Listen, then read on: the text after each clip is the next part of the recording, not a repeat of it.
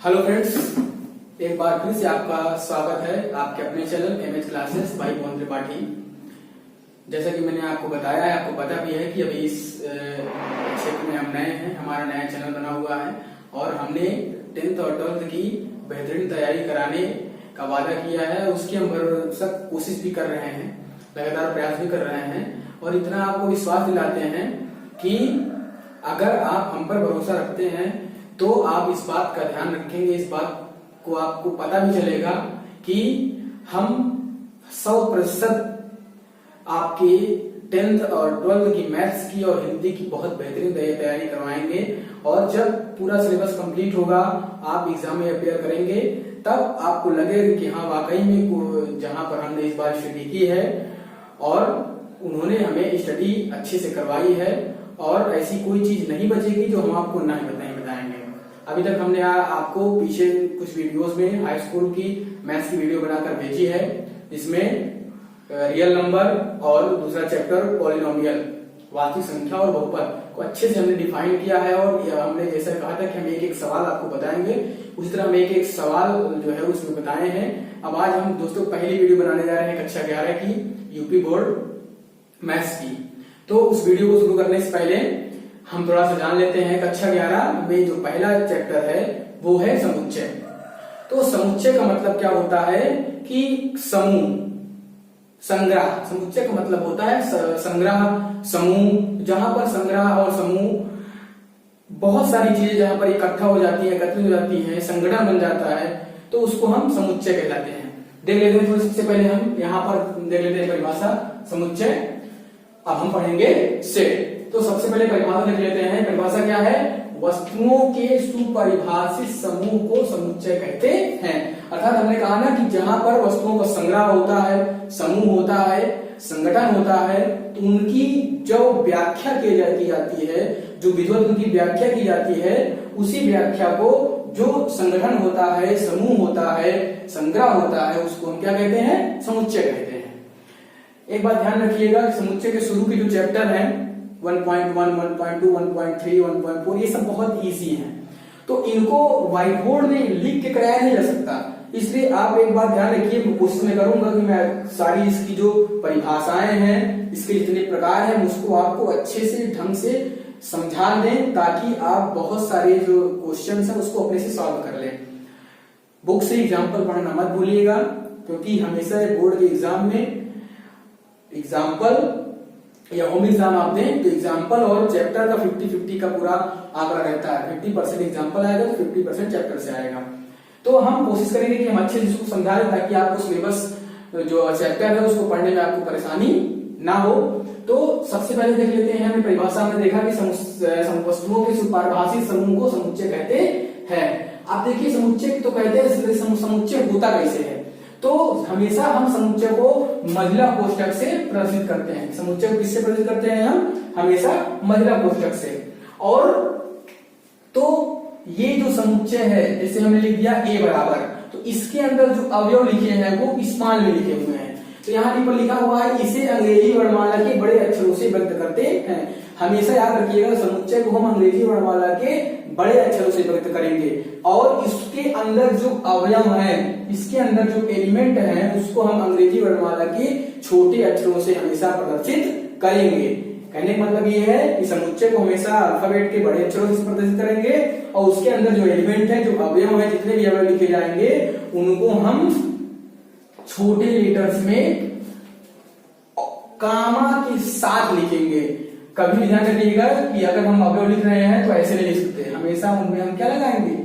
Comma लगाएंगे, ठीक है ना। और जब समुच्चय बनता है तो कभी भी जब उसमें हम समुच्चय बनाते हैं, जैसे मान लीजिए कोई हमने अल्फाबेट ले लिया, उसमें हमको समुच्चय बनाना है, सपोज हमने एलिफेंट ले लिया, तो हम ध्यान रखेंगे जब उसको हम समुच्चय बनाएंगे तो उसमें कोई भी अल्फाबेट रिपीट नहीं होगा, कोई भी अल्फाबेट रिपीट नहीं होगा। अगर एक बार उसको लिख दिया, दोबारा उस अल्फाबेट को हम उसमें नहीं लिखेंगे। तो हम हमेशा समुच्चय को अंग्रेजी वर्णमाला के बड़े अक्षरों में लिखते हैं और उसके जो अंदर अवयव होते हैं उनको हम अंग्रेजी वर्णमाला के छोटे अक्षरों में लिखते हैं। उसके बाद फिर देखते हैं, उसके बाद हम देखते हैं कि कुछ उदाहरण देख लेते हैं। जैसे उदाहरण क्या होता है कि जैसे विद्यालय के सभी विद्यार्थियों का समुच्चय, तो ये समुच्चय है, क्या लिखा है, विद्यालय के सभी विद्यार्थियों का समुच्चय। ये विद्यालय अगर है तो उस विद्यालय में कक्षाएं तो बहुत होती है, लेकिन उसमें जो पूरे बच्चों की संख्या है उस संख्या का आंकड़ा ऑन रजिस्टर होता है, वो पूरा लिखित होता है, उसका ब्यौरा होता है, उसकी सीमा निर्धारित होती है, इसलिए यहाँ पर समुच्चय हो सकता है। अगर ये कह दिया जाए कि पूरे विश्वविद्यालयों की संख्या, तो पूरे विश्वविद्यालय की संख्या बहुत है, एक तरीके से अगर हमको निकालना पड़ जाए तो आंकड़ा बहुत ज्यादा हो जाता है। जैसे कह दिया जाए कि एक बोरी में गेहूं के दानों की संख्या, तो इस प्रकार यहाँ पर समुच्चय नहीं हो सकता है। जैसे अंग्रेजी वर्णमाला का समुच्चय, अंग्रेजी वर्णमाला में 26 अक्षर होते हैं, वो समुच्चय है। स्वरों का समुच्चय, स्वर अगर अंग्रेजी लेंगे तो 5 ही होते हैं, E-I-O-U, और अगर हिंदी में ले लेते हैं तो अगर पूरा हम जोड़ते हैं तो 13 होते हैं, और अगर सिर्फ स्वर की संख्या निकालते हैं तो 11 होते हैं, क्योंकि 2 अनुस्वार और विसर्ग हो जाते हैं। ठीक है ना। तो अभी तक हमने देखा समुच्चय, समुच्चय की परिभाषा, समुच्चय होता कैसा है, उसके अंदर एलिमेंट हम कैसे लिखते हैं, और उसके कुछ उदाहरण। अब देखते हैं समुच्चय के प्रकार। मेरी समझ से यहाँ तक में किसी को दिक्कत नहीं होगी। और एक बात मैं आपको बता दूं पढ़ाते समय, प्यारे बच्चों, एक बात हमेशा याद रखिएगा कि ये कक्षा 11 की पढ़ाई है। बहुत सारी ऐसी चीजें हैं जो छोटी कक्षाओं में आपको पहले पढ़ा दी जाती हैं। जैसे कुछ चीजें ऐसी हैं कि आप उसको पहले से पढ़े हुए, थोड़ा सा आपको उसको रिवीजन करना पड़ेगा। जैसे मैं आपको बता दूं संख्या में बहुत सारी संख्या होती है। जैसे भी आप पढ़ोगे, इसमें समुच्चय में भी आपके सामने आएंगी संख्याएं। जैसे प्राकृतिक संख्या क्या है, भाज्य संख्या क्या है, अभाज्य संख्या क्या है, परिमेय संख्या क्या है, अपरिमेय संख्या क्या है, पूर्ण वर्ग संख्या क्या है, पूर्णांक क्या है, पूर्ण वर्ग क्या है। तो ये सारी चीजें आपको समझनी पड़ेंगी, और ये सब आप पहले से पढ़ चुके हैं। जैसे प्राकृतिक संख्या क्या है, प्राकृतिक संख्या हमेशा 1 से शुरू होती है, 1 2 3 4 5 7 8 9 10 एक्सेट्रा, और उसको हम n से डिनोट करते हैं। ठीक है ना। अभी मैं इसको थोड़ा सा आपको डिफाइन करूंगा, पहले इसको देख लेते हैं। अब हम समुच्चय के प्रकार में बढ़ते हैं। समुच्चय के प्रकार में सबसे पहला जो पार्ट होता है इसका रिक्त समुच्चय, इसको कहते हैं रिक्त समुच्चय, नल सेट। रिक्त समुच्चय ये हमने बताया समुच्चय की पहचान है। अगर इसके अंदर कोई भी अवयव नहीं लिखा हुआ है तो यहाँ पर क्या होगा, रिक्त समुच्चय। समुच्चय की परिभाषा क्या होगी, यहाँ पर एक भी अवयव उपस्थित ना हो, वहां पर रिक्त समुच्चय होता है। रिक्त समुच्चय का सबसे अच्छा और तगड़ा उदाहरण है 5। अगर आपसे कह दिया जाए कि आप कोई एक ऐसी संख्या लिखो, आप कोई एक ऐसी संख्या लिखो कि जहां पर जिसका मान 1 से छोटा हो, और तो अगर मान लीजिए हम वास्तविक और काल्पनिक संख्याओं में चले जाते हैं, अगर हम यहां से वास्तविक और काल्पनिक संख्याओं में चले जाते हैं तो ऐसे बहुत सारे उदाहरण हमको मिल जाएंगे कि जहां पर हमें कोई संख्या मिल ही नहीं सकती। अगर कह दे कि हमें 5 और 7 में संख्या चुनना है तो इसके बीच में 6 आती है, लेकिन कह दिया जाए कि ऐसी संख्या निकालो जो 5 से छोटी हो 7 से बड़ी हो, 5 से छोटी और 7 से बड़ी हो, तो ऐसी संख्या हमको इस यहां से मिल नहीं पाएगी, क्योंकि 5 छोटी 4 होती है, 7 से बड़ी 8 होती है, इसके बीच में 6 आ जाता है, तो यहां पर क्या होगा, रिक्त समुच्चय हो जाएगा। अब जैसे दूसरा हम देख लेते हैं एकल समुच्चय। अब जैसे एकल समुच्चय है, एकल समुच्चय का मतलब आपकी समझ में आ ही रहा होगा, एकल का मतलब होता है एक, अकेला। तो जहां पर कोई भी अवयव अकेला है वहां पर क्या होता है, एकल समुच्चय होता है। इसकी परिभाषा क्या होगी, जहां पर कोई भी अवयव अकेला होता है वहां पर एकल समुच्चय होता है। जैसे समुच्चय ए, समुच्चय बी, जैसे लिख दिया जाए x such that x - 5 बराबर 0, x belongs to n, n वही नेचुरल नंबर है, प्राकृतिक संख्या।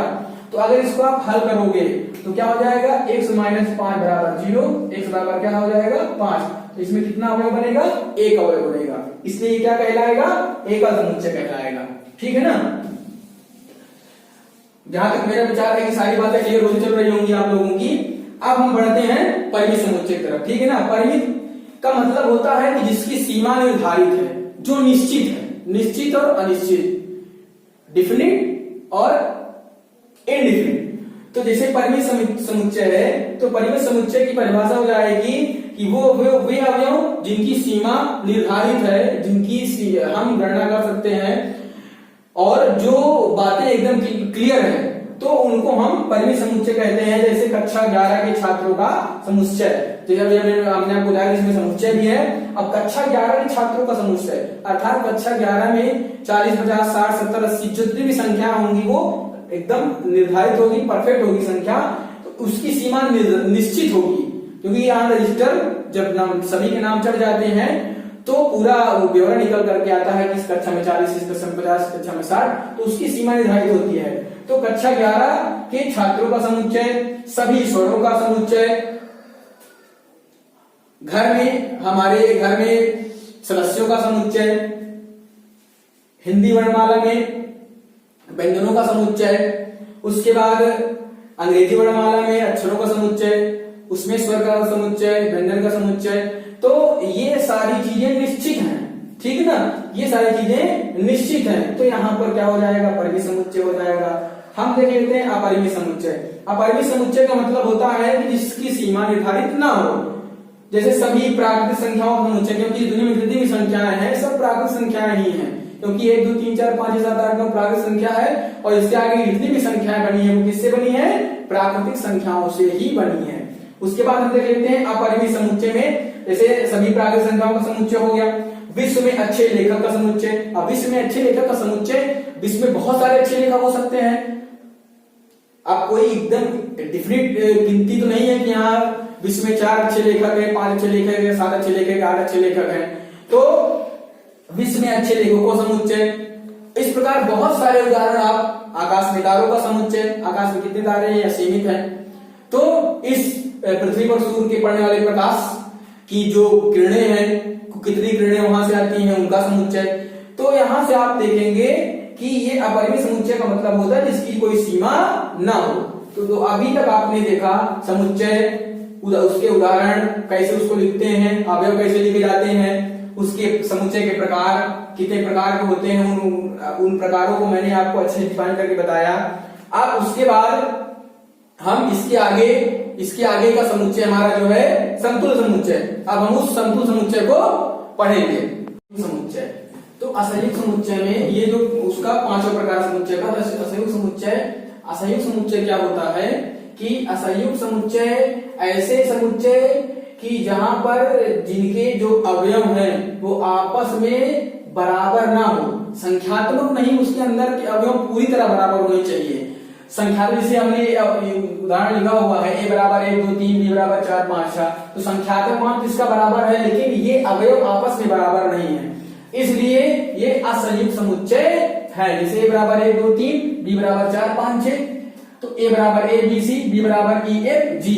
तो यहाँ पर आपने देखा कि संख्यात्मक मान इनका बराबर है, इसलिए हमें संख्यात्मक मान से मतलब नहीं है। अगर असंयुक्त समुच्चय अगर पूछा जाए तो उसका एग्जाम्पल आपको देना है। असंयुक्त समुच्चय का मतलब होता है कि जहां पर ऐसे दो समुच्चय जिनके अवयव आपस में बराबर ना हो, ना कि संख्यात्मक, वो आपस में, जैसे यहाँ पर 1, 2, 3 है तो यहाँ पर भी 1, 2, 3 होना चाहिए, यहाँ पर अगर ABC तो यहाँ भी ABC होना चाहिए। तो इस प्रकार इनके जो एग्जाम्पल जो समुच्चय है उनके अंदर के जो अवयव है वो अंदर अवयव बिल्कुल सेम ही होने चाहिए।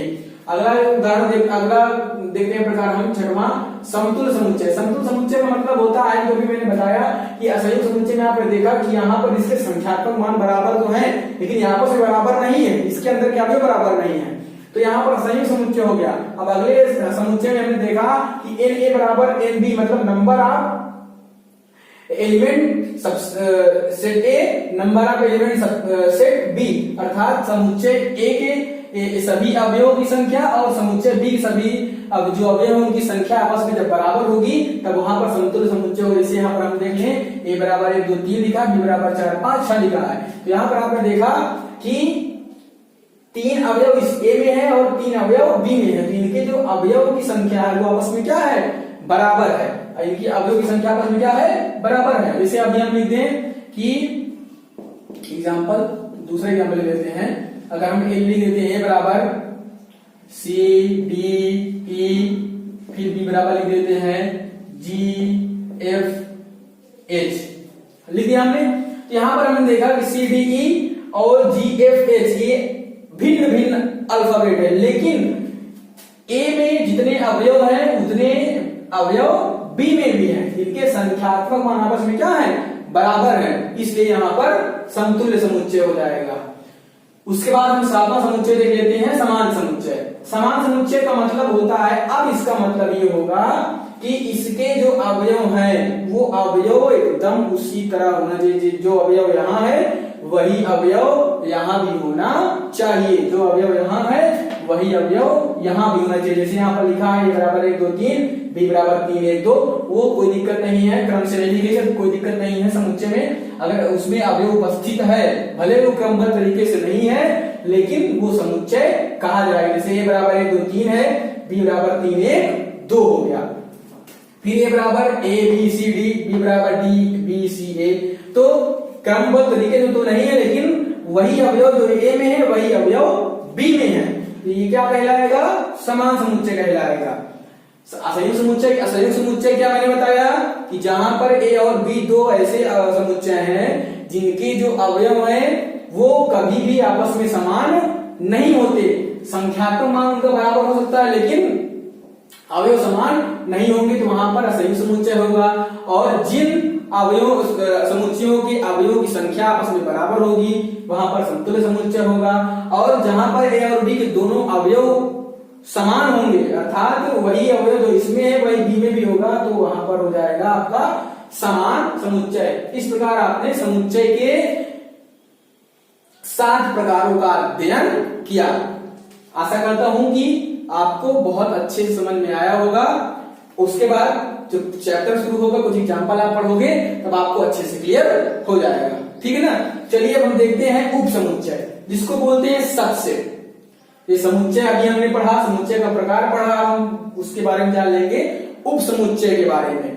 उप समुच्चय का मतलब होता है दो समुच्चय ऐसे हों कि, कहने मतलब मैं आपको बता दूं कि अगर ए ऐसा समुच्चय है कि जिस उसके अंदर इतने अवयव हैं और बी एक ऐसा समुच्चय है जिसमें भी अवयव हैं, तो अगर ए के सभी अवयव बी में उपस्थित हैं तो ए बी का उप समुच्चय होगा।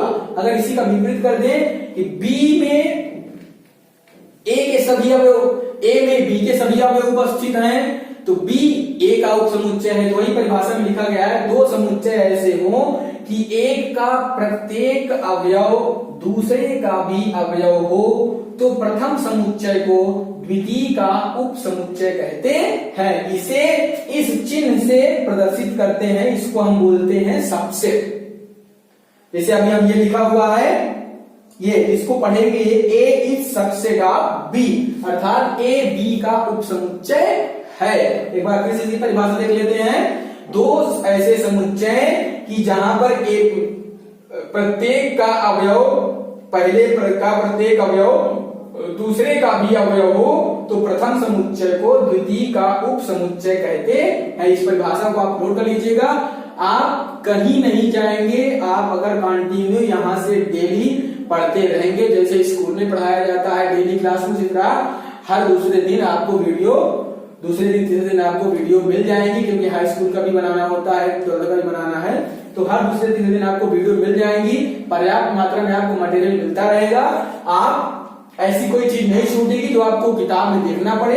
तो इस वीडियो को आप अच्छे से देखें, समझें और अपनी नोट्स बाकायदा अच्छे से बनाते चले।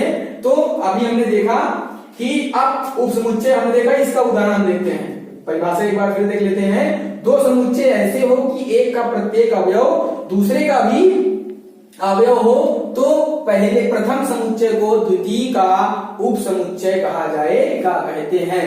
जैसे उदाहरण देख लेते हैं, a बराबर 1 2 3, b बराबर 1 2 3 4 5 6। तो यहाँ पर हमने देखा कि a में जितने अवयव हैं वो b में उपस्थित हैं। यहाँ पर देखिए 1 2 3 4 5 6 6 लिखा हुआ है, इसमें 6 अवयव है लेकिन इसके 3 अवयव है यहाँ पर उपस्थित है, इसलिए हम इसको क्या बोलेंगे, a is subset of b।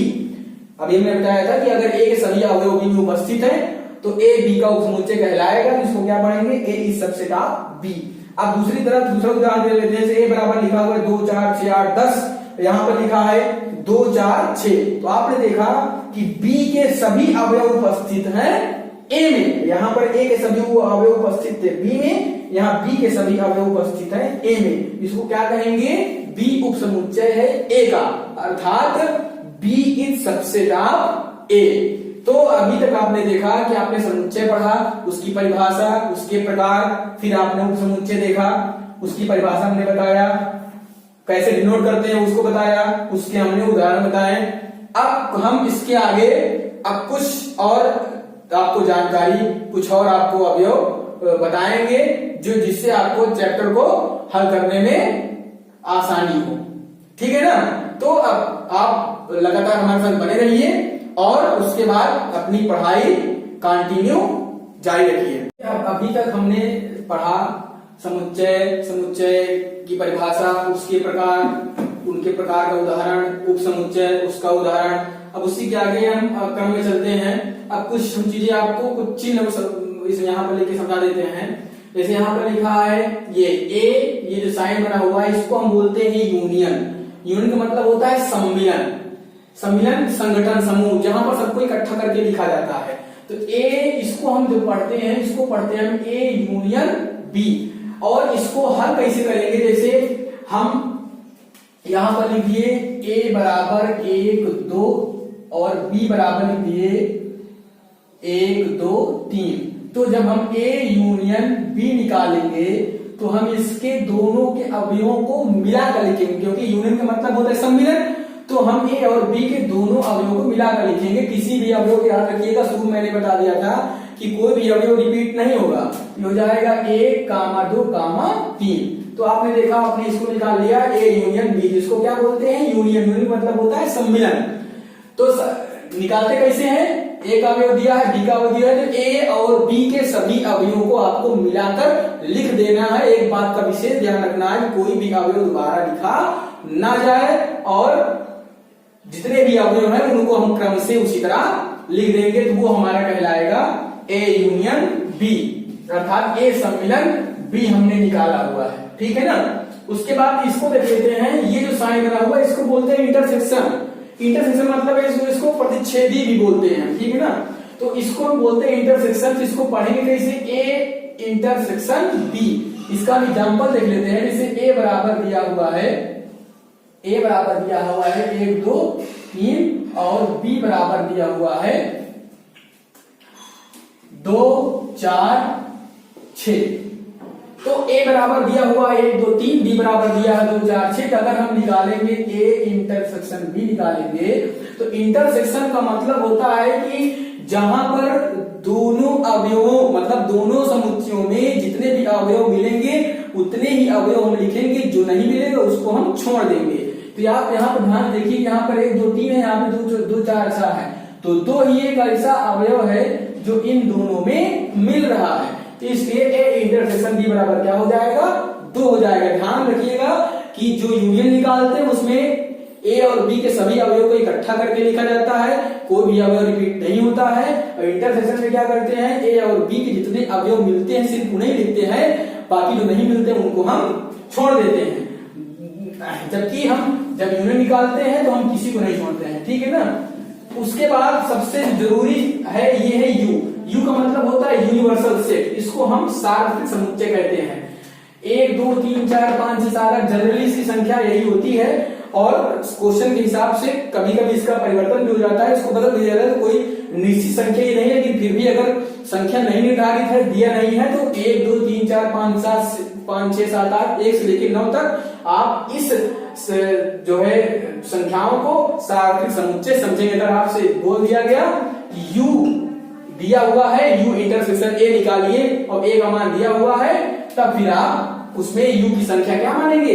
1 2 3 4 5 6 7 8 9। जैसे अभी इसका एक एग्जाम्पल करके मैं आपको बताता हूं। जैसे ए बराबर दिया हुआ है 1 2 और आपसे कह रहा है कि ए यूनियन यू निकालो। ए यूनियन यू क्या होगा? यू की संख्या आपको पता नहीं है, तो यू आप इसमें करेंगे क्या?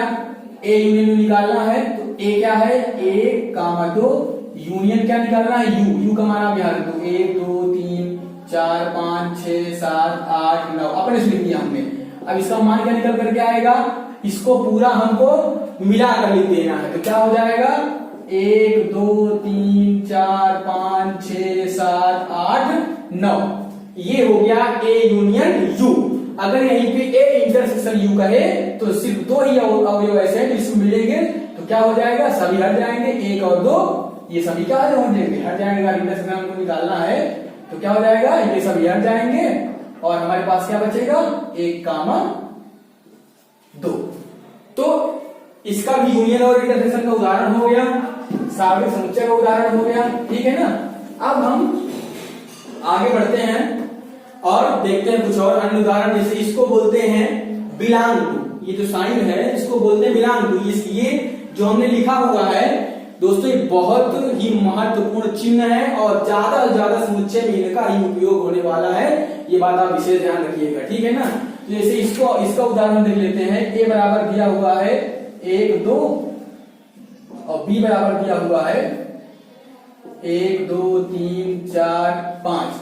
तो अगर हमको इसको बताना है तो कैसे बताएंगे, हम देख रहे हैं कि ए के सारे अवयव बी में हैं, इसलिए इसको हम लिख सकते हैं ए बिलोंग टू बी, लेकिन B does not belong to A, क्योंकि बी के सारे अवयव यहाँ नहीं है ए में, लेकिन ए के सभी अवयव बी में है, इसलिए ये हो जाएगा ए बिलोंग टू बी, ठीक है ना। मतलब ए बी से संबंधित है, ए बी से कोई ना कोई संबंध रखता है। अब कुछ महत्वपूर्ण हम नियम देख लेते हैं दोस्तों, ये नियम बहुत महत्वपूर्ण है। आगे की जो हमारी जो 1.5 1.6 प्रश्न वाली है उसमें इनका बहुत अच्छा जो है उपयोग है, तो इसको आप पढ़ लेंगे। मैं एक बात ध्यान रखिएगा कि थोड़ी स्पीड ज्यादा है, लेकिन हम टाइम को लेकर उसको 1 बार 2 बार 3 बार जरूर बोल रहे हैं। तो एक बात ध्यान रखिएगा, आपको नोट्स बना रहे हैं तो नोट्स आप अच्छे से बेहतर तरीके से आप नोट्स बना भी सकते हैं, कोई दिक्कत नहीं है, क्योंकि 7, 8, 10 हम इसको आप कंटिन्यू करके एक्सप्लेन इसको हम कई बार कर देते हैं, 1, 2, 3 बार रिपीट कर देते हैं, तब तक में आप उसको समझ भी लें और आप नोट करना चाहें तो आप नोट भी कर सकते हैं। उसके बाद हम कुछ नियम देख लेते हैं, ये बहुत ही महत्वपूर्ण नियम, इसको आपको जरूर लिखना है। ये है वर्ग सम का नियम। अच्छा, ये जो नियम है, ये पहला पार्ट लिखा हुआ है, दूसरा पार्ट लिखा हुआ है। तो पहला पार्ट सम्मिलन के लिए अर्थात यूनियन के लिए है, दूसरा जो पार्ट है वो प्रतिच्छेद के लिए अर्थात इंटरसेक्शन के लिए है। तो सम्मिलन के लिए हम देखते हैं वर्ग सम का नियम क्या होता है, ए यूनियन ए बराबर ए। अगर हम किसी ए समुच्चय का यूनियन किसी ए समुच्चय से निकालेंगे तो हमें क्या मिलेगा, ए ही मिलेगा। जैसे हमने ए का मान दिया है 1, 2, फिर ए का मान है 1, 2, इसका जब आप यूनियन निकालोगे तो क्या आएगा, यही आएगा फिर से, ठीक है ना, जितना इंटरसेक्शन का होगा। इसको आप अपने उदाहरण लेके भी समझ सकते हैं, इसमें कोई परेशानी वाली बात नहीं है, बस आपको इसको याद होना चाहिए। क्रम विनिमय नियम मतलब क्रम से परिवर्तन, जैसे ए के बाद बी, बी के बाद ए, फिर जैसे ए के बाद बी, अगर 3 अवयव जाएंगे, ए के बाद बी, बी के बाद सी, ठीक है ना।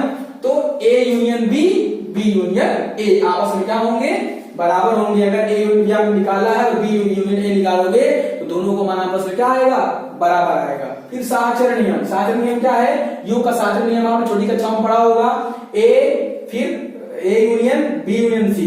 तो अगर बी यूनियन सी का मान निकाल करके उसका आप ए के साथ यूनियन निकालोगे तो ए यूनियन बी का मान निकालने के बाद उसका जो यूनियन निकलेगा सी के साथ, दोनों का मान आपस में क्या होगा, बराबर होगा। फिर तत्समक नियम, तत्समक नियम क्या होता है, अगर ए का आप यहां पर अगर ए का आप यूनियन निकालते हैं, अगर ए का आप यूनियन निकालते हो 5 के साथ तो ए आएगा, और ए का यूनियन अगर आप यूनिवर्सल सेट के साथ निकालते हो तो क्या आएगा, यू आएगा। जैसे हमने ए बराबर 1, 2 रख दिया और यू के साथ निकालेंगे तो क्या आएगा, वही तो यू ही पूरा हमें मिल जाएगा। अभी हम उदाहरण करके आपको ऊपर दिखाया भी था जब इसका हमने एग्जांपल बताया था। तो आप देख लेते हैं इंटरसेक्शन के लिए, इंटरसेक्शन के लिए देख लेते हैं वर्ग सम का नियम। अब एकदम सेम प्रोसेस है, जहां जहां यूनियन था वहां वहां इंटरसेक्शन हो गया है। जैसे अगर ए इंटरसेक्शन ए का मान निकालेंगे तो उसका ए ही आएगा, ए उसमें क्रम विनिमय में ए इंटरसेक्शन बी का मान बी इंटरसेक्शन ए के मान के बराबर आएगा। साहचर्य नियम में A intersection B intersection C का जो मान आएगा वो A intersection B intersection C के मान के बराबर आएगा। तत्समक में ए का जब हम इंटरसेक्शन निकालेंगे यूनिवर्सल सेट के साथ तो हमें ए ही प्राप्त होगा, और अगर ए का हम इंटरसेक्शन निकालेंगे 5 के साथ तो हमें 5 प्राप्त होगा। अब जो सबसे महत्वपूर्ण चीज है जिससे हमारे सवाल सिद्ध होंगे उसको हम देख लेते हैं, ए व बी का सर्वनिष्ठ मान निम्न प्रकार से हमको लिखना है। ये किसके लिए है, ये सम्मेलन के लिए है और ये इंटरसेक्शन के लिए है। तो इसको देख लीजिए, ए यूनियन बी जैसे है तो इसको लिखेंगे कैसे, x such that x belong to a और x बिलोंग टू बी, अर्थात x ये एलिमेंट है, ये मतलब x का जो अवयव है वो a से संबंधित है और b से भी संबंधित है, इसका मतलब होता है। अब इसका एकदम सेम मतलब इसका भी होता है, यहां पर आप चाहें a या b लगा सकते हैं, इसको आप या भी कर सकते हैं, x बिलोंग टू a या x बिलोंग टू b या फिर x बिलोंग टू a और x बिलोंग टू b। इसको क्या करेंगे, a इंटरसेक्शन b, क्या हो जाएगा, x बिलोंग टू a और x बिलोंग टू b। तो आप देखेंगे आप कि यहां हमने a व b का सादृश्य निम्न प्रकार से लिखेंगे, इसको हमने आपको बता दिया। तो यहां से समुच्चय की जितनी परिभाषाएं हैं वो सारी परिभाषाएं समाप्त हो जाती हैं। और अब जहां तक आशा है मुझे कि मैंने आपको बेहतरीन तरीके से समझा दिया है, अब हम इसके आगे अब अपना नया चैप्टर शुरू